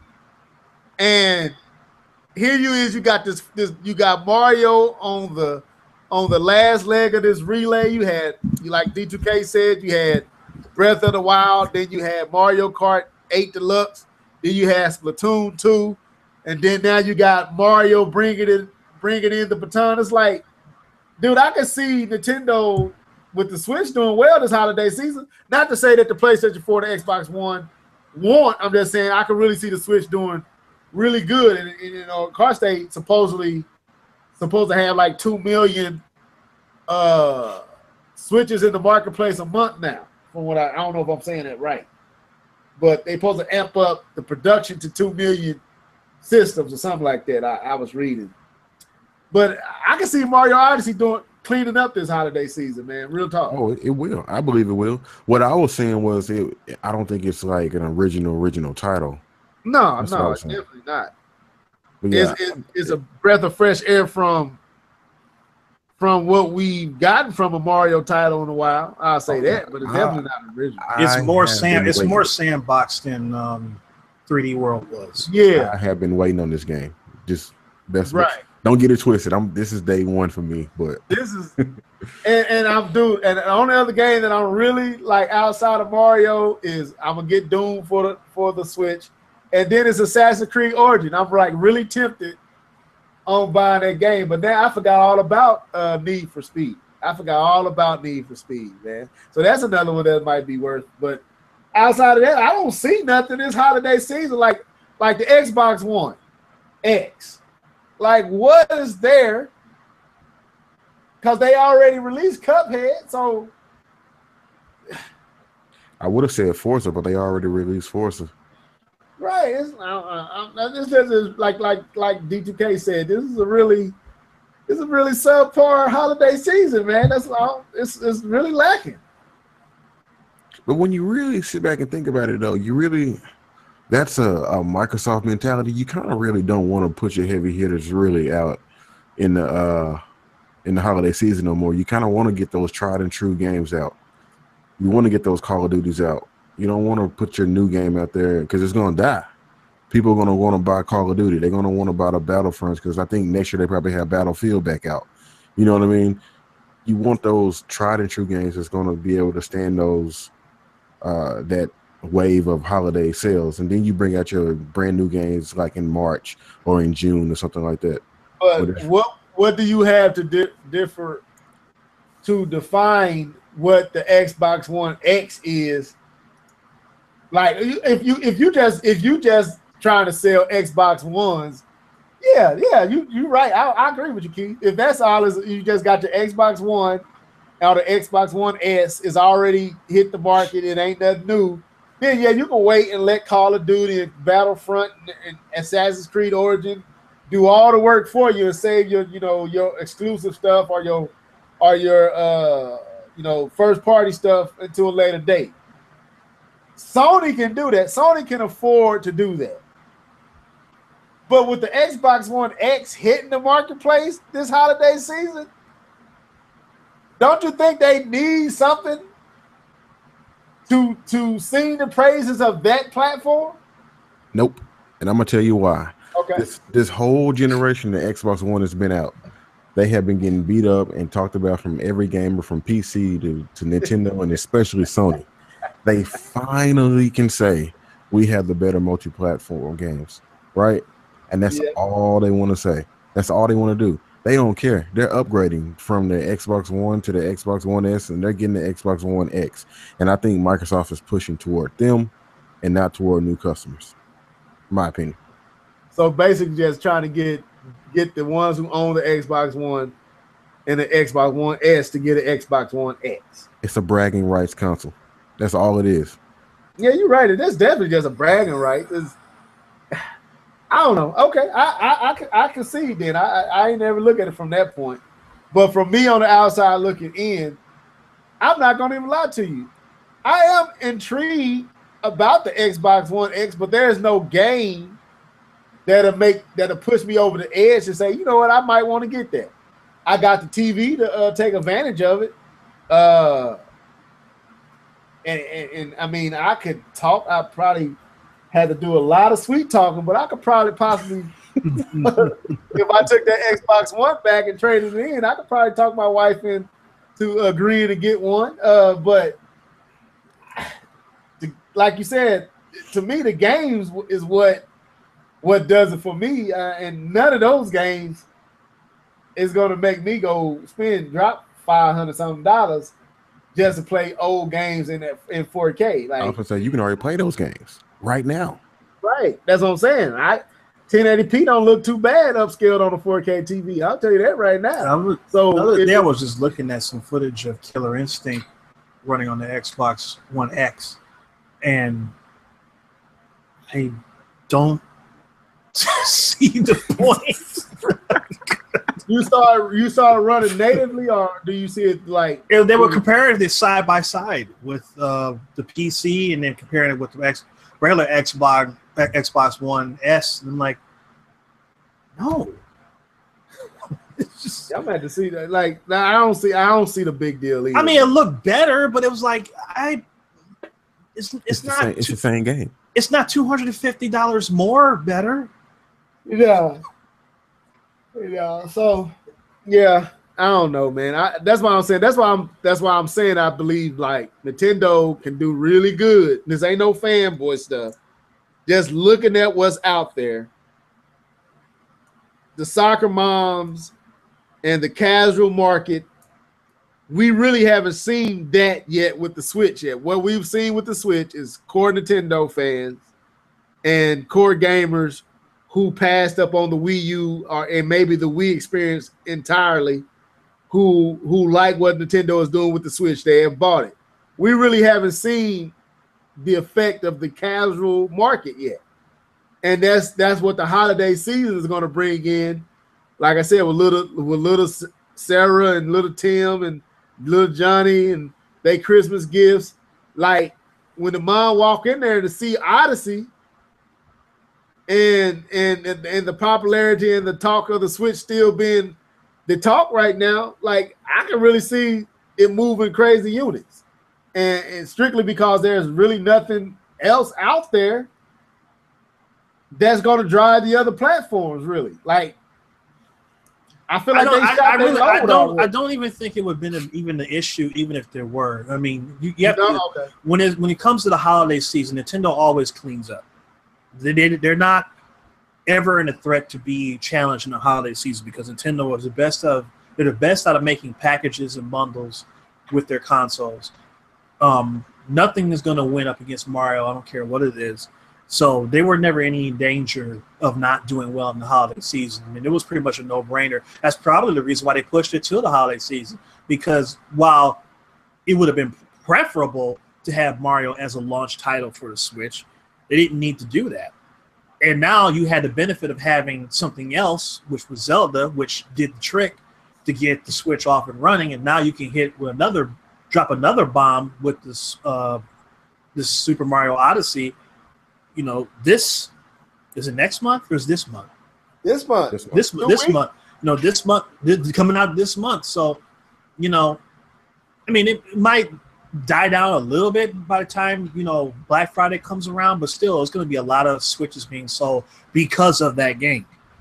And but even if they had, you know, if somehow Microsoft, you know, made nice with Bungie and have them come back and make a nice Halo for them, or if Sony had a brand new Uncharted and a new Resistance and a new Killzone all releasing at the same time, it wouldn't make a difference. Mario would still outsell all of them.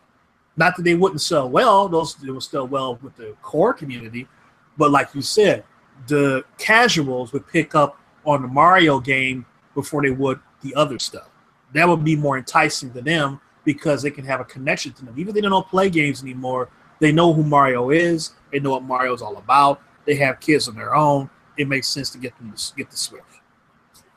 And it got that holiday feel. Like Mario has the holiday festivity on it. It feels like, you know, like sometimes you got summer music, then you got winter music.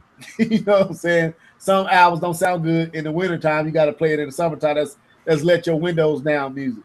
Mario got like that holiday feel. It really does. It feels like Christmas. It feels like Jingle Bells.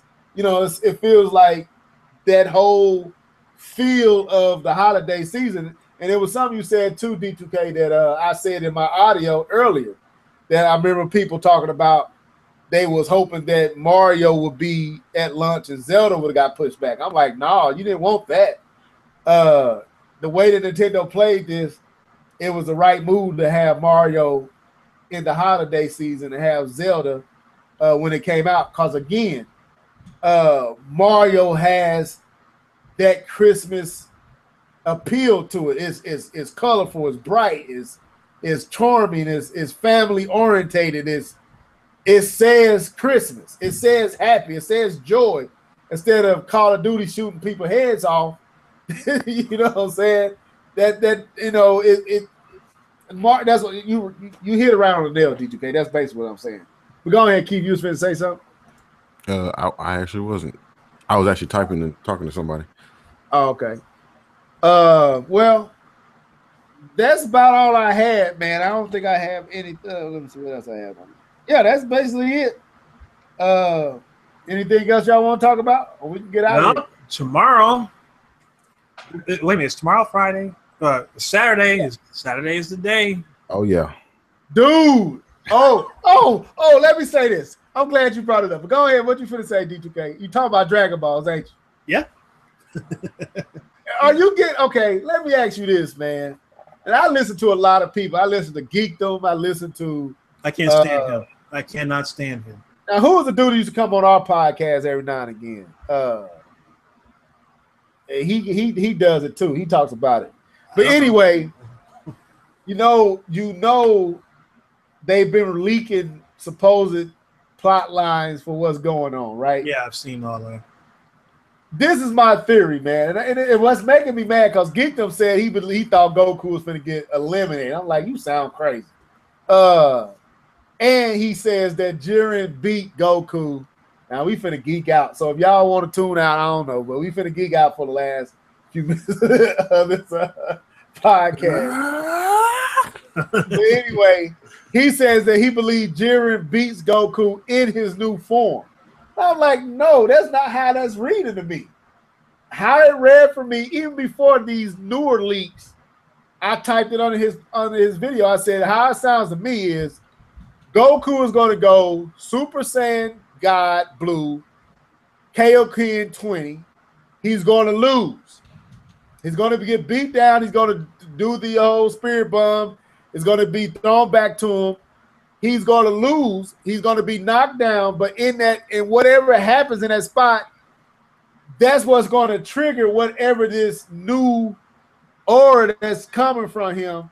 And that's when Hit is going to intervene because Goku going to be weakened and exposed. He ain't going to be able to defend himself.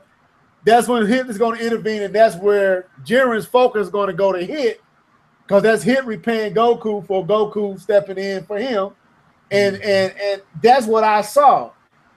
He trying to say that Goku loses in his new form. I'm like, that makes no sense to me. No. I don't think Goku even. I think that scene where we see him stand up in the form is later. It's not even in episode 10. That would be awesome if he did lose in his new form, though. That would.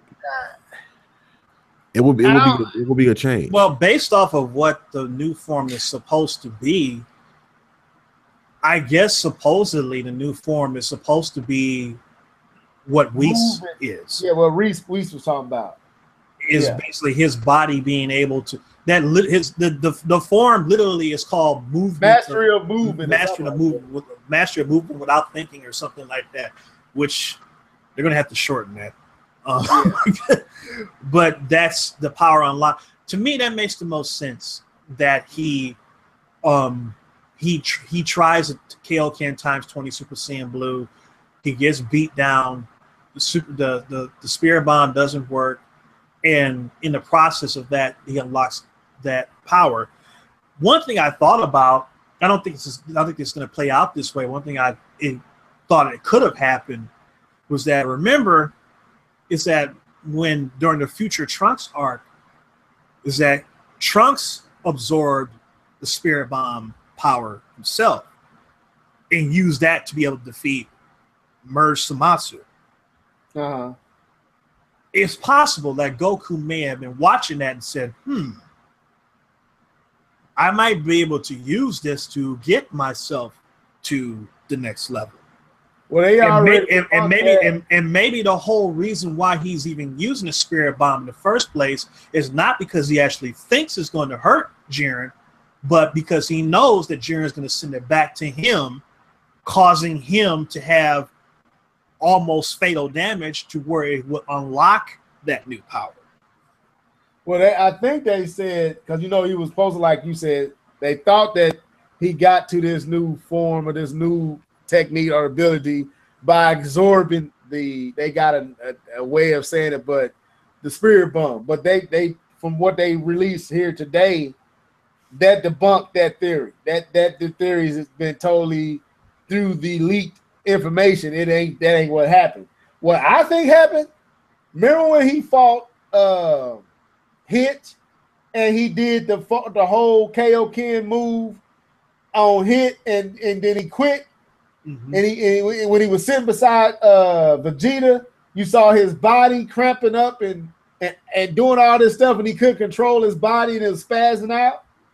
Right. What I think happened is Goku pushed his body so far that his body was starting to tap into whatever this power was. Goku just didn't realize what he was doing.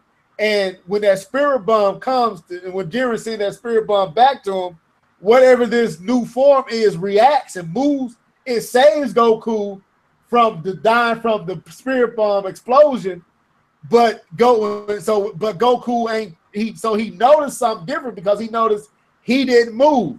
His body moved.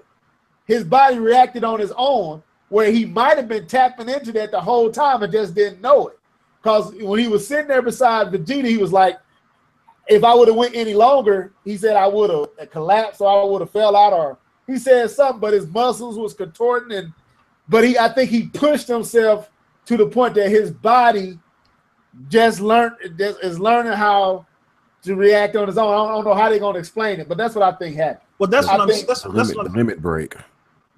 Yeah, but that's what I'm saying. I'm not saying that he's trying to absorb the spirit bomb. I'm saying that Goku knows that the spirit bomb, because even though he's an idiot, he's a fighting genius, and he understands what the spirit bomb can and cannot do. He knows that the spirit bomb is not going to work on. When D2K say idiot, you really feel it, don't you? Man, you be like, dang, I need to take some courses myself. Go ahead, man. But he already knows what's going to happen, and he may already know that when that spirit bomb comes back on him, that he doesn't have a choice but to rise to the occasion and unlock that new power in order to survive the spirit bomb himself. I think that Goku knows what he's doing with this. I don't think that this is just an accident. I don't think he's just that, obtuse to think that the spirit bomb, especially when it's small as he's using, is going to work on the most powerful fighter in the universe. It just doesn't make any sense. And there's too many other people around him to tell him that this is not going to work. You see what I'm saying? It's just Vegeta, Gohan, Piccolo. All of them are sitting around there, and you can still hear, Supreme Kai and Beerus and them as well. There's too many people around him to tell him that Goku, the spirit bomb's not going to work on Jiren. So why would he even waste his time doing that unless he had a plan? I don't think Goku's going to beat this guy. I don't know how this thing is going to play out. I don't think he's going to beat this guy. This one I don't know. I don't know if it's even meant to beat Jiren. I don't know if there's some plot twist that's going to come in to where all of their focus is going to go somewhere else. But how it's shaping up, he definitely ain't finna beat him this in episode 109 and 110. No. He definitely ain't beating him. But how they talking, Hit ain't even gonna do nothing to, like, his time skip doesn't do nothing to this brother. Like, this boy is bad. And Vegeta steps up and nothing happens with him either. Well, Vegeta doesn't even deal with him. Vegeta saves what's that dude he been working with? He taught him how to go Super Saiyan. Oh no, Kaba. Kaba. Vegeta's gonna save Kaba. And he's gonna team up with Kaba and teach and do something like Kaba is his student, and then Kale is gonna challenge Goku, but Goku is gonna be too weak to change to Super Saiyan. But it says that Goku tells her that as we fight, I will get my power back, and then he whooping her so bad that either her or the sister that goes to Berserk, one of the two go back to that Berserk mode. And they fight there, and that's the last leak that we had. So Jiren is fighting Hit. We don't even know the conclusion if Jiren is beaten by Hit or not, because if Hit is beaten by Jiren, because it says nothing that Hit can do, just like Goku, proves pointless with Jiren. I think they're just gonna leave him alone and focus on other folks. I think they're gonna tag team him until Goku master whatever it is. A mastery of self-movement or something like that. I think once he masters it, that's when the real fight gonna take place. Because they gotta eliminate some more characters, man. To me, they still, because we don't even know what Topo is. Topo. Yeah. I'm hearing rumors that Topo is next in line to become a god of destruction. Yeah.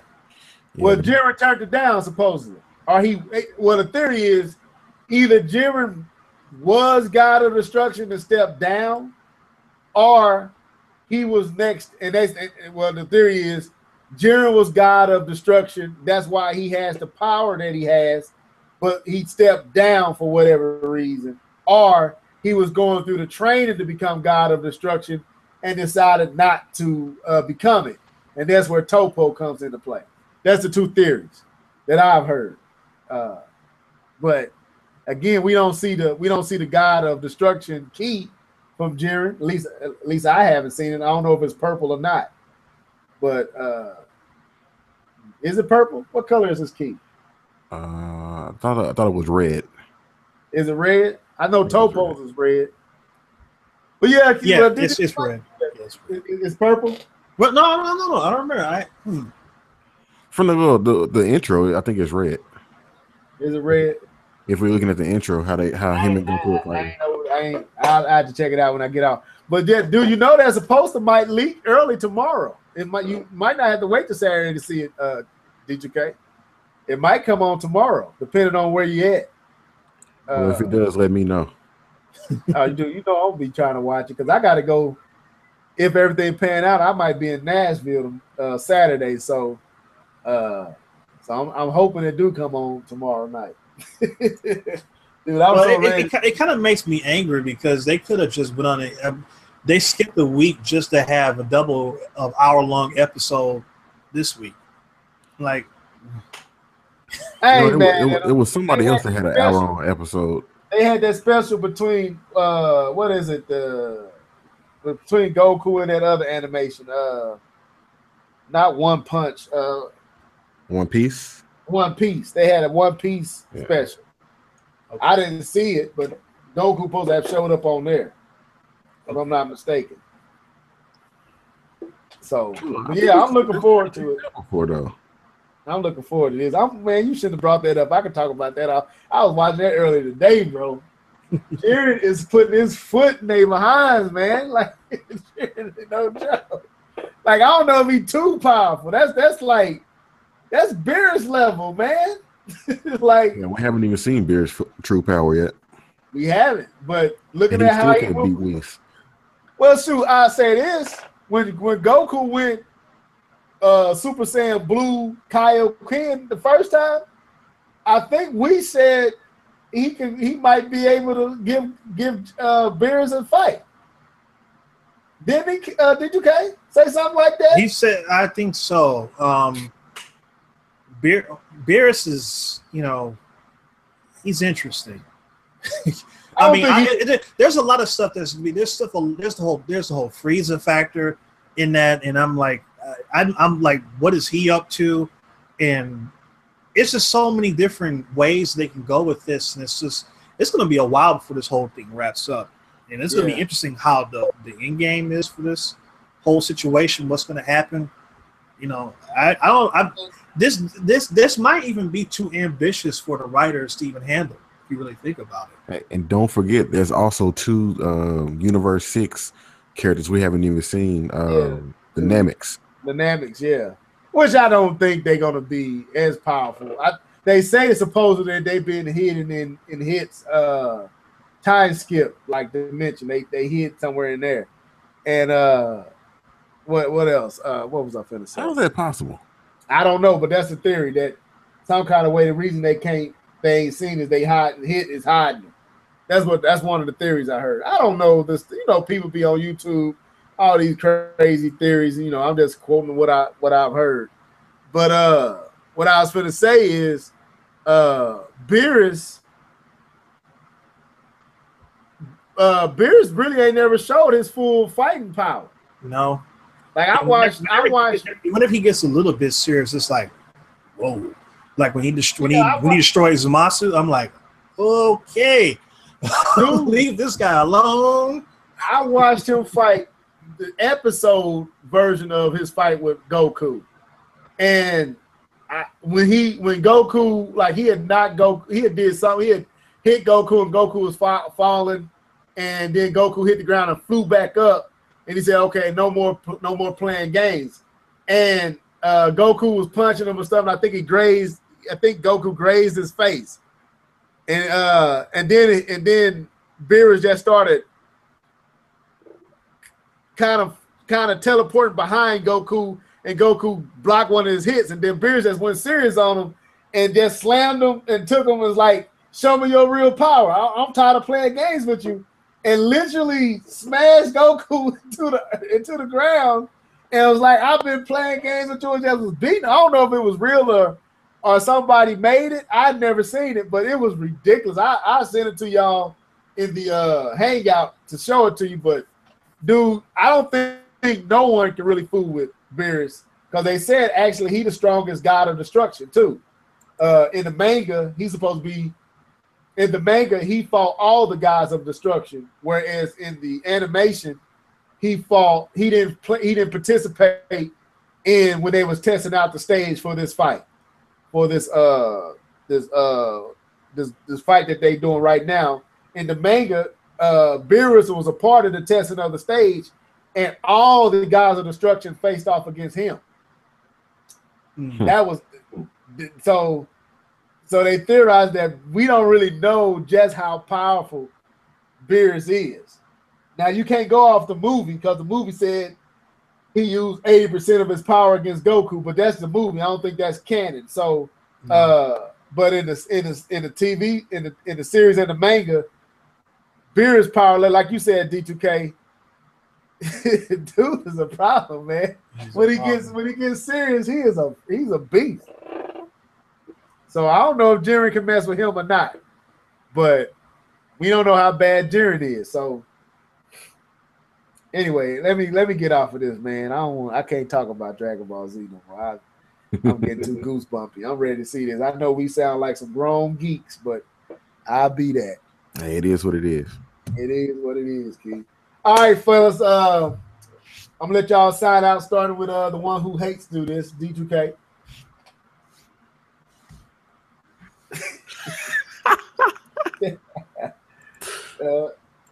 Okay, well, we're to keep going. Hey man, this has been a good podcast. Reminiscing on gangsters are God from hardcore hustling. next time. All right, fellas. This was the Live 11 Gamers Podcast, episode 121. Game too hard or skills too low? I think the skills are too low. This is your boy Leatherhead. Till next time, folks.